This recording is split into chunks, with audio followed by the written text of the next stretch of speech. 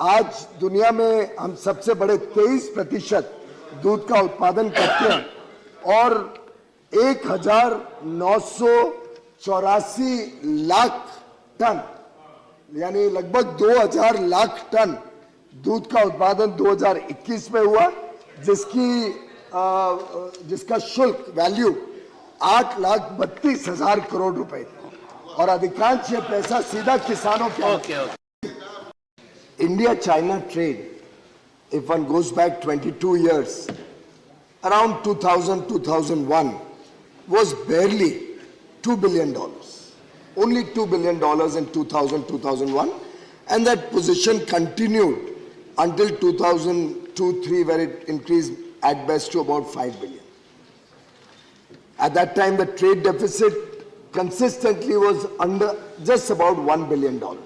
So if I look at 2000-2001, $661 million, 1-2, $1 billion, 2-3 again reduced to $800 million, 3-4, $1 billion.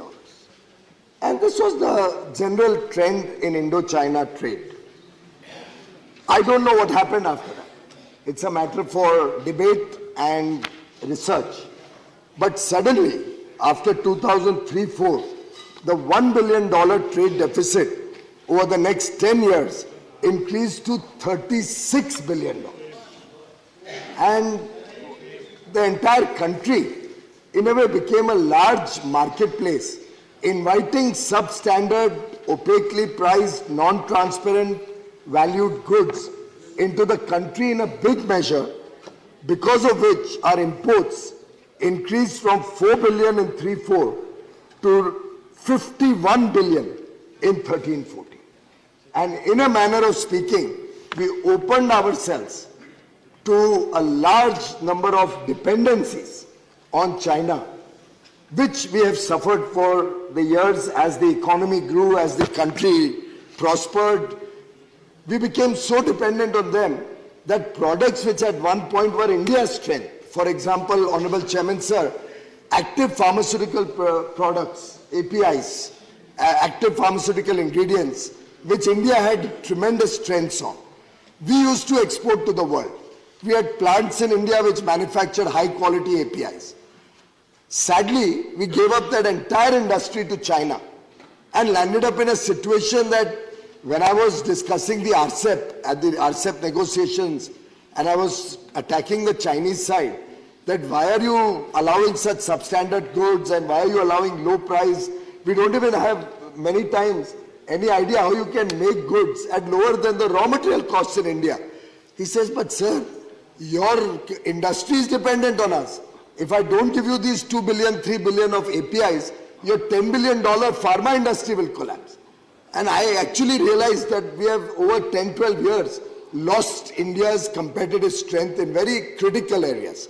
And therefore, sir, this government focused on the Make in India initiative, while of course with economic growth and prosperity, the demand for goods is increasing.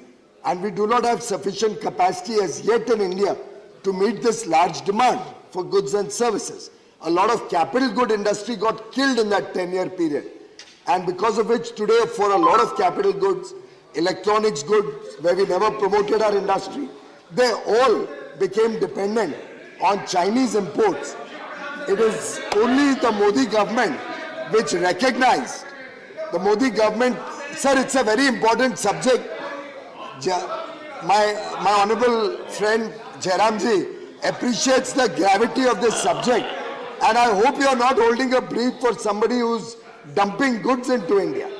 It's important that the country recognizes and realizes how we have become dependent on a country which has inimical interests, and how this government has, through a number of initiatives today, focused its attention on promoting Make in India. Sir, we have introduced production-linked incentive schemes where between semiconductors, where we are giving 76,000 crores, and 24 other sectors where we will be giving as Government of India 1.97 lakh crores as support to Indian industry. For the first time, such large measure of support at the central government level to promote domestic manufacturing, make our manufacturing competitive, and start reducing imports from China. And I'll just give one example, sir.